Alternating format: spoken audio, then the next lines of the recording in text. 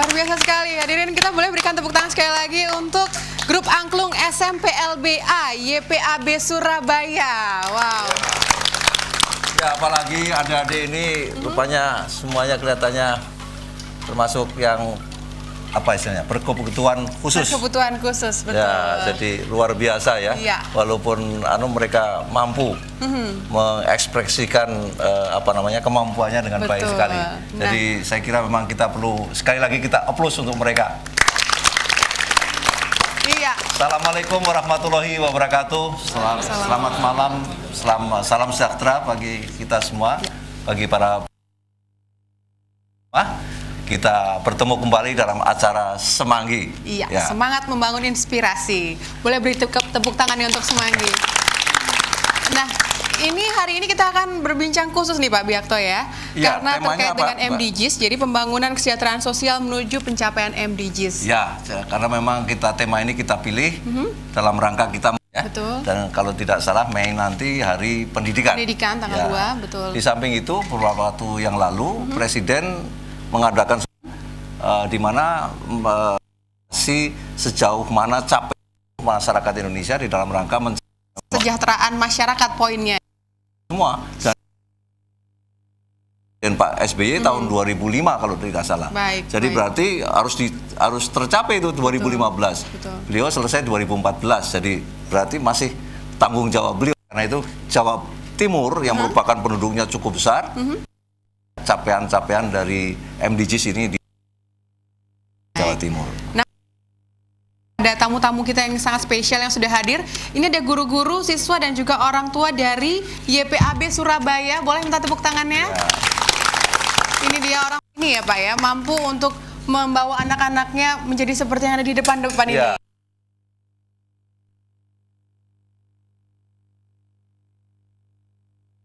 Bisa mencapai apa yang menjadikan capaian dari MDGs tadi ya. Mereka tidak bisa diberikan bagian dari anak bangsa kita. Apalagi sudah diperkuat dengan Undang-Undang Nomor 11 tahun 2009 ya. Tentang kesejahteraan sosial. Betul, kesejahteraan sosial. Di mana yang pertama poinnya tentang rehabilitasi, nih adik-adik kita ada di dalam situ tuh. Baik, dan juga kita ucapkan selamat malam juga Surabaya yang sudah hadir pada malam hari ini. Baju biru ini ujung tombak dari kesejahteraan masyarakat Jawa Timur ya.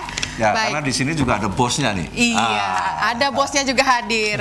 Tapi sebelum bosnya, ini kita undang dulu Bapak Dr. Rasio MSI, Sekda Prof Jawa Timur.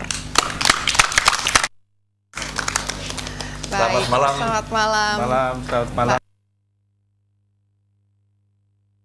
Iya, mudah-mudahan tidak bosan. Selamat malam Bapak. Sehat Pak? Alhamdulillah. Sehat, juga mahal sekarang. Kesejahteraan malam hari ini ya Bapak. Baik, Pak Rasio silakan. Silakan. Iya. Ketua Umum BK3S Jawa Timur. Ini dia. Assalamualaikum, selamat malam.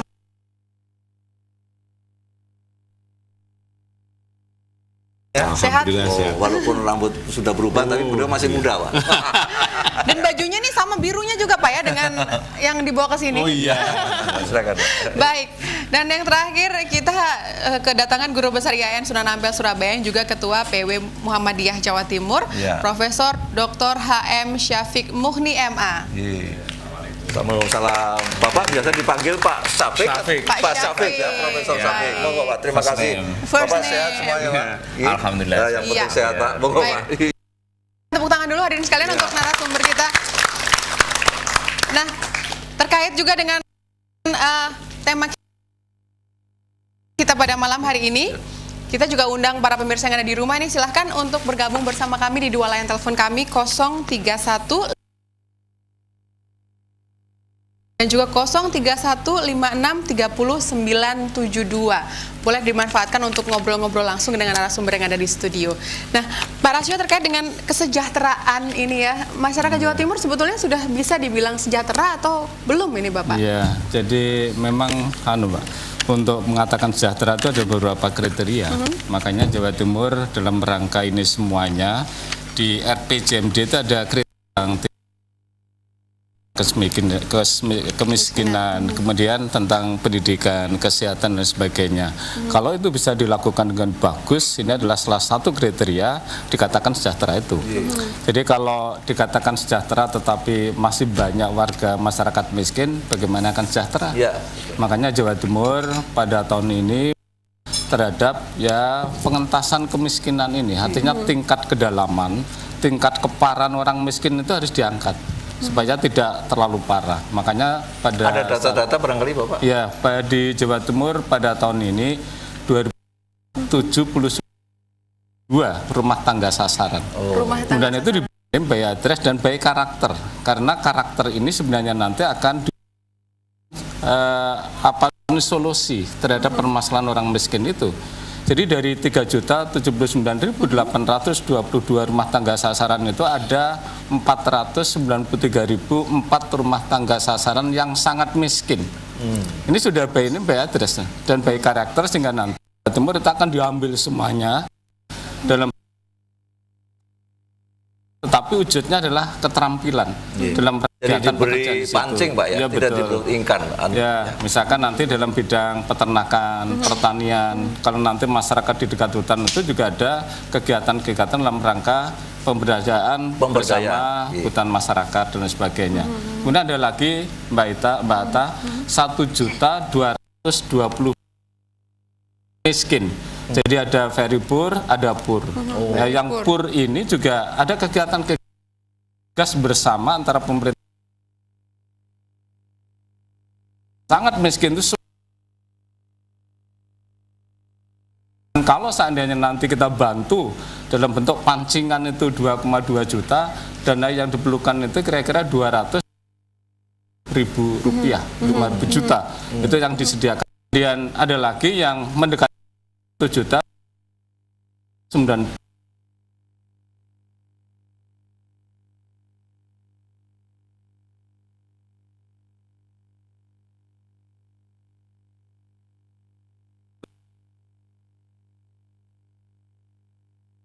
Ya, nggak salah. Betul. Kalau waktu itu angkanya 8. Ya. Di Jawa Timur sekarang kira-kira Kemiskinan turun dari dulu itu kita 15, sekian persen. Kemudian harus 8% ya Pak ya? Ya, Betul, ya. 8%. 7,5 sampai 8%. Ya. Ya, Pak. Ya. Arahnya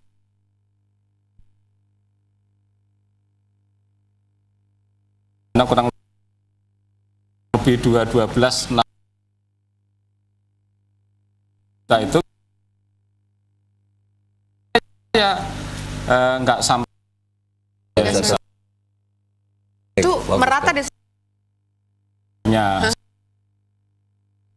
Jadi sudah terdata semua jadi sekarang, foto ya? tangga di situ ada berapa keluarga. Makanya nanti untuk orang-orang miskin itu terhadap anaknya harus bisa sekolah.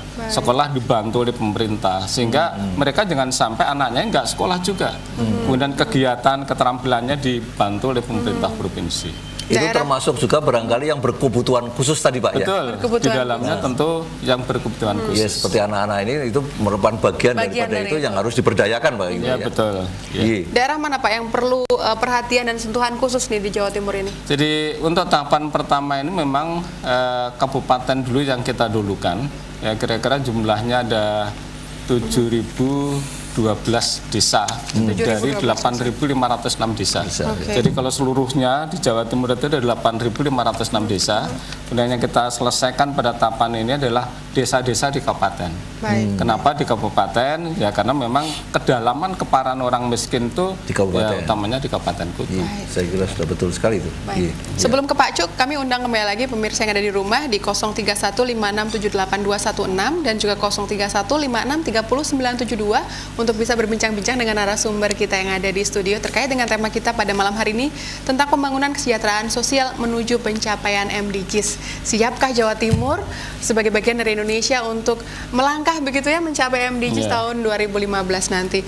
Menurut Pak Cuk gimana nih Pak Cuk? Siap tidak Pak kita Jawa Timur ini 2015 sudah tercapai semuanya gitu?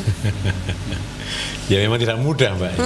Ya. Kan mengangkat kemiskinan itu kan tidak sekedar kemudian diangkat kemudian ya, ibaratnya orang itu dari masuk di kolam diangkat keluar kolam lalu setelah keluar dari kolam sudah, dia selesai. tenggelam itu apa? Ya. Ya. Tidak cukup dikeluarkan aja. Ya. Dan kita tahu misalnya tadi Pak Rasio mengatakan masalah pengangguran. Ini berarti di sana akan ada masalah pemberian kesempatan kerja, pemberian kesempatan berusaha. Ini jauh lebih sulit ketimbang hanya sekedar membuat orang itu dari statistik sangat miskin naik menjadi miskin atau dari miskin menjadi tidak miskin. Ini yang justru saya kira tidak bagi siapapun, bagi bangsa manapun tidak mudah. Nah oleh karena itu memang harus ada konsep-konsep yang betul-betul diberikan lebih cermat begitu sehingga ini bukan sekedar hanya katakan saja bermain statistik karena katakan saja income-nya ditambah, karena ditambah lalu kategorinya jadi naik. Jadi itu yang harus kita hindari dan saya yakin bahwa teman-teman dari pemerintah provinsi juga berupaya keras untuk melihat peluang-peluang apa yang terbuka bagi kita untuk bisa benar-benar membuat Jawa Timur itu dapat mengatasi masalah. Kalau tadi dikatakan oleh Pak Rasio, Pak Sekda ini bahwa pendekatannya kan pemberdayaan, Pak, sebetulnya. Artinya memberikan pancing bukan ikan. Menurut Bapak bagaimana? Apakah itu salah satu solusi atau menjadi yang memang pendekatan yang benar itu kan? Pak Biakto. Jadi memang masalahnya dikatakan jangan dikasih ikan tapi beri pancing. Tapi kita juga tahu seringkali bahwa orang yang sangat miskin jangan lagi mau mancing ya, ngangkat pancing itu sudah tidak mampu. Jadi oleh karena itu harus ada suntikan inersi agar supaya mampu ngangkat joran pancingnya. Itu pun belum cukup. Karena apa? Pemerintah dan masyarakat juga harus memberikan kesempatan dalam artian ada kolam yang cukup ikannya, tempat mancing, Pak. Kalau enggak sama saja. Jadi penciptaan iklim, iklim usaha. Baik, kita angkat telepon dulu Pak Cuk, kita tahan sebentar. Halo, selamat. Pak Mustahin di Tuban. Baik, apa yang ingin disampaikan Bapak? Saya sangat apresiasi dengan program ini. Cuman ada beberapa hal yang perlu disempurnakan. Jadi itu yang dipakai kan. Begitu ya Pak? Jadi itu dibagi dari TMS, RTM dan yang menur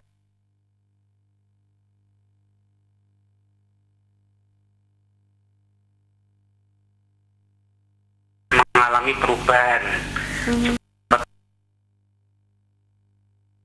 Seperti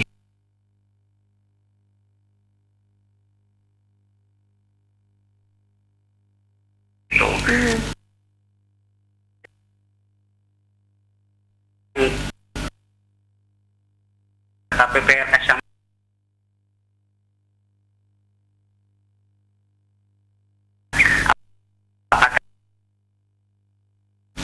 kita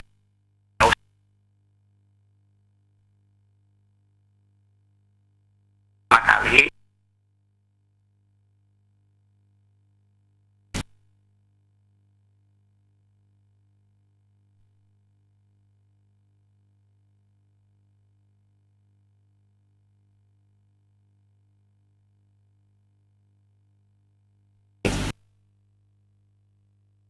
memang benar-benarnya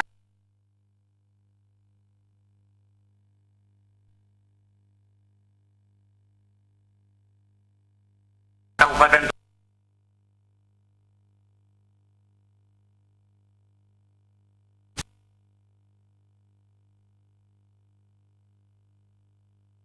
cuman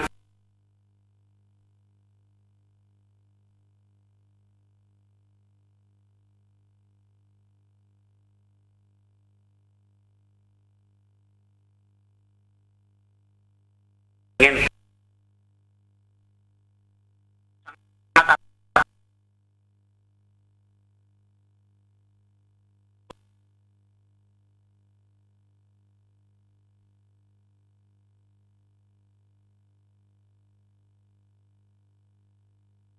Tak begitu